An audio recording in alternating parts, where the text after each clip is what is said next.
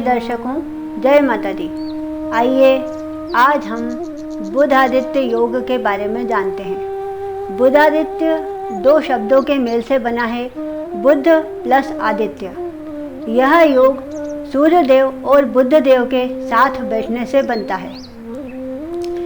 बुधादित्य योग एक शुभ योग है जो ज़्यादा से ज़्यादा व्यक्तियों की कुंडलियों में पाया जाता है, क्योंकि बुध देव सूर्य देव के सबसे करीबी ग्रह हैं। बुध देव बुद्धि और विवेक है, सूर्य देव आत्मा और ज्ञान का प्रकाश है। यह योग हमारे जीवन में मान सम्मान दिलवाता है, व्यक्तित्व में निखार लाता है और हमें ऊंची सोच प्रदान करता है।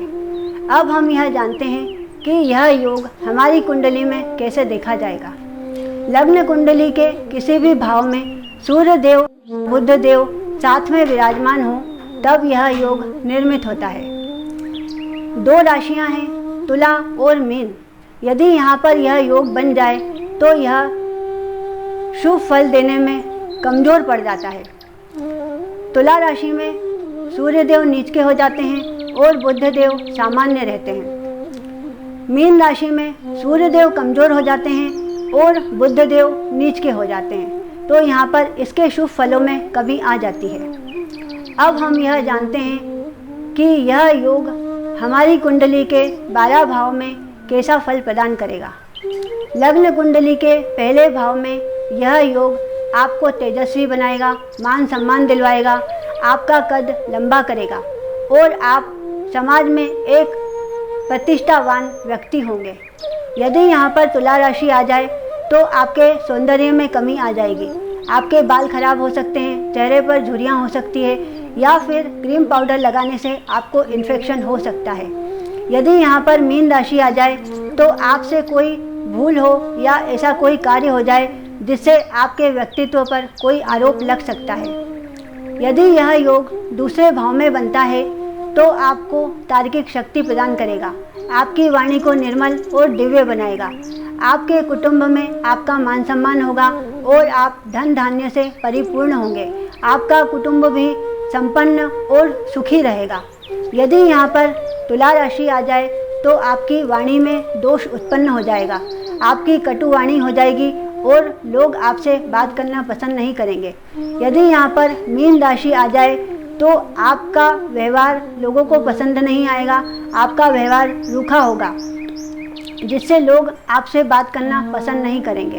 यदि यह योग तीसरे भाव में बनता है तो यहाँ पर आपके पराक्रम में वृद्धि होगी, आप कर्मठ और मेहनती बनेंगे, आपके भाई बहन भी सर्वश्रेष्ठ होंगे और आपके सहयोगी होंगे। यदि यहाँ पर तुला राशि आ जाए तो आपके मेहनत में कमी आएगी, आपके भाई बहनों से आपका विवाद हो सकता है।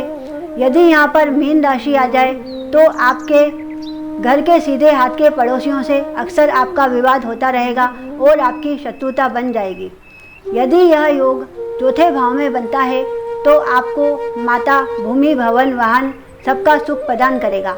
आप राजनेता, न्यायाधीश या फिर किसी संस्था के संस्थापक भी बन सकते हैं। यदि यहाँ पर तुला राशि आ जाए तो आपके माता के सुख में कमी आ जाएगी और आपके सुखों में भी कमी आ जाएगी। यदि यहाँ पर मीन राशि आ जाए तो आप अपने सुख सुविधा जुटाने के लिए कोई गलत मार्ग पर जा सकते हैं, यानी कि आप चोर भी बन सकते हैं। यदि यह योग पांचवें भाव में बनता है तो यहाँ पर आपको विद्या का सुख प्राप्त होगा, आप बहुत अच्छी विद्या प्राप्त करेंगे, आप टीचर, प्रधानाचार्य या फिर आप प्रोफेसर भी बन सकते हैं। यह योग आपको संतान का सुख भी प्रदान करेगा, आपकी संतान दिव्य और तेजस्वी होगी। यहाँ पर आपको बुद्धि, विवेक और ज्ञान की प्राप्ति होगी, आपको अपने इष्ट की विशेष कृपा प्राप्त होगी। यदि यहाँ पर तुला राशि आ जाए तो आपके प्रेम संबंध खराब हो जाएंगे और आपको बार बार धोखा खाना पड़ेगा। यदि यहाँ पर मीन राशि आ जाए तो आपको शेयर मार्केट में धोखा होगा और आपकी संतान अल्प आयु होगी। यदि यह योग छठे भाव में बनता है तो यहाँ पर आपके ऊपर ऋण, रोग, शत्रु सब होंगे, फिर भी आप निश्चिंत रहेंगे और उन पर विजय प्राप्त करेंगे। यहाँ पर यह योग आपको सुविधाओं के कारण ऋण लेने के लिए भी विवश करेगा। यदि यहाँ पर तुला राशि आ जाए तो आपके मामा मौसी से आपको बाल्यकाल में तो सुख प्राप्त होगा, किंतु बड़े होने पर वह आपसे विमुख हो जाएंगे। यदि यहाँ पर मीन राशि आ जाए तो आपको चोर, डाकू, लुटेरा बना सकता है। यह योग 7वें भाव में बनता है तो आपको जीवन साथी का सुख प्रदान होगा। आपका जीवन साथी गुणी, बुद्धिमान और अच्छे विचारों वाला होगा। आपको व्यापार में भी व्यापार सहयोगियों का पूरा सहयोग मिलेगा। आप सोने, चांदी, हीरे जवाहरात या फिर आयुर्वेदिक दवाइयाँ या फिर आप सौंदर्य प्रसाधन के भी व्यापारी हो सकते हैं। यदि यहाँ पर तुला राशि आ जाए तो आपको काम ही बना देगा।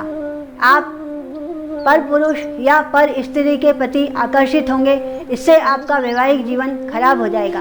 यदि यहाँ पर मीन राशि आ जाए तो आपको वैराग्य आ जाएगा और आप अपने परिवार से निर्मोही हो जाएंगे और ध्यान नहीं देंगे, जिसके कारण आपका वैवाहिक जीवन खराब हो जाएगा। आपके मान सम्मान में भी कमी आएगी और यह योग आपके पेट में भी कोई विकार उत्पन्न कर देगा। यदि यह योग 8वें भाव में बनता है तो आपको पितरों की कृपा प्राप्त होगी, पैतृक संपत्ति का सुख प्राप्त होगा, बड़े दादाजी, बड़े ताऊजी का सुख प्राप्त होगा। और यदि यहाँ पर तुला राशि आ जाए तो आपको हिंसक बना देगा और दूसरों के प्रति आप षड्यंत्र रचेंगे, जिसके कारण आप समस्या में पड़ जाएंगे और आपकी आयु कष्ट में पड़ सकती है। यदि यहाँ पर मीन राशि आ जाए तो आपको त्यागी और बलिदानी बना देगा। आप दूसरों की सहायता करने जाएंगे किंतु स्वयं संकट में पड़ जाएंगे, इससे भी आपकी आयु को खतरा रहेगा। यदि यह योग 9वें भाव में बनता है तो आपको धार्मिक प्रवृत्ति का बनाएगा। आप धर्म के प्रति आस्थावान होंगे, भजन, कीर्तन, सत्संग आदि में आपका मन लगेगा। आप स्वयं भी भजन करने वाले या कथावाचक हो सकते हैं। यदि यहाँ पर तुला राशि आती है तो आपको धर्म के प्रति विरोधी बना देगा। आप नास्तिक हो जाएंगे और भगवान पर आपका विश्वास नहीं रहेगा। आपके पिता से भी आपका अक्सर विवाद होता रहेगा और पिता का भी सुख आपको प्राप्त नहीं होगा। बाल्यकाल में ही आपके पिता का निधन भी हो सकता है। यदि यहाँ पर मीन राशि आती है तो यहाँ पर आपको सामान्य स्थिति रहेगी। आप थोड़े आस्थावान रहेंगे और थोड़े नास्तिक रहेंगे। आप यहाँ पर दूसरों को दिखाने के लिए तो नास्तिक बने रहेंगे, लेकिन मन ही मन आप भगवान पर विश्वास करेंगे। यदि यह योग 10वें भाव में बनता है तो यहाँ पर आपको कार्य क्षेत्र में सफलता प्राप्त होगी। यहाँ पर आप एक क्लर्क से लेकर कलेक्टर बनने तक की सफलता पा सकते हैं। आप संगीत में भी रुचि लेंगे और यदि आप फिल्म जगत में हैं तो वहाँ पर भी आपका अच्छा नाम रोशन होगा। आप बहुत बड़े संत भी बन सकते हैं। आपको यहाँ पर सरकार का विशेष सुख प्राप्त होगा। यदि यहाँ पर तुला राशि आ जाए तो आपको सरकार के द्वारा कोई दंड मिल सकता है, आपसे कोई भूल हो सकती है, आपके पदोन्नति में कोई विघ्न आ सकता है। यदि यहाँ पर मीन राशि आती है तो आप आलसी प्रवृत्ति के हो जाएंगे। आपका काम करने में मन नहीं लगेगा, इसके कारण आप अधिकारियों से अपमानित होते रहेंगे और अपने परिवार और समाज में भी अपमानित होते रहेंगे।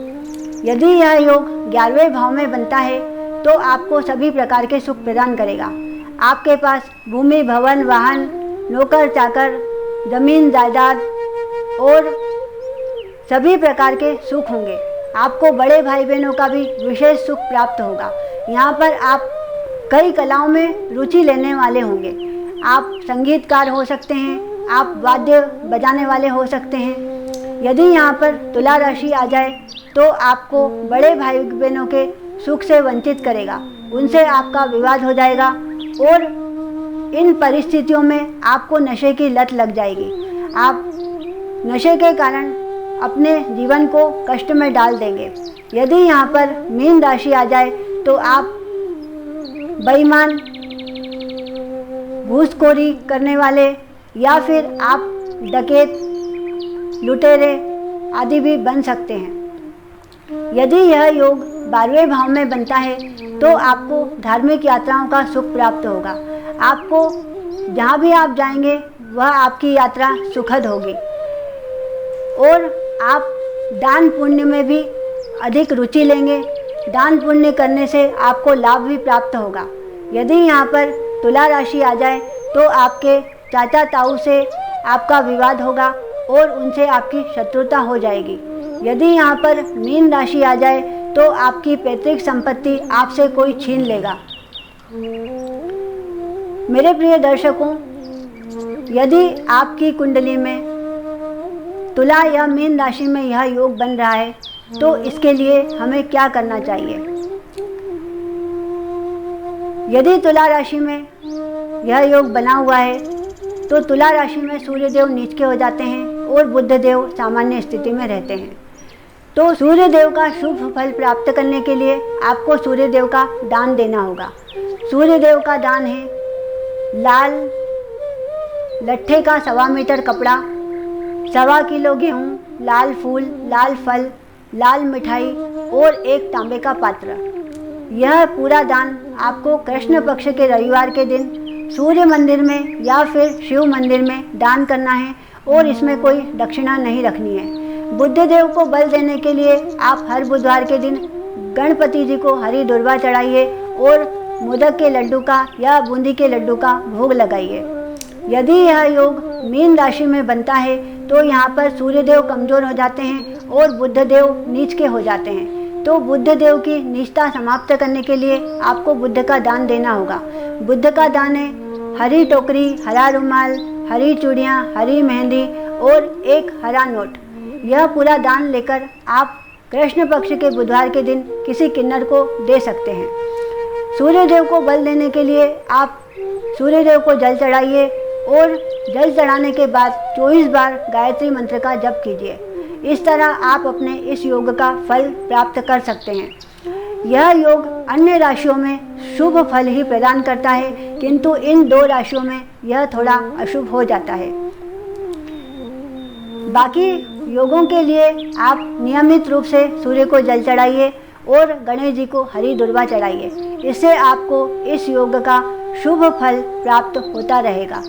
आप जीवन में सुखी रहें और बुध आदित्य योग का शुभ फल प्राप्त करें। ओम नमो भगवते वासुदेवाय। जय माता दी।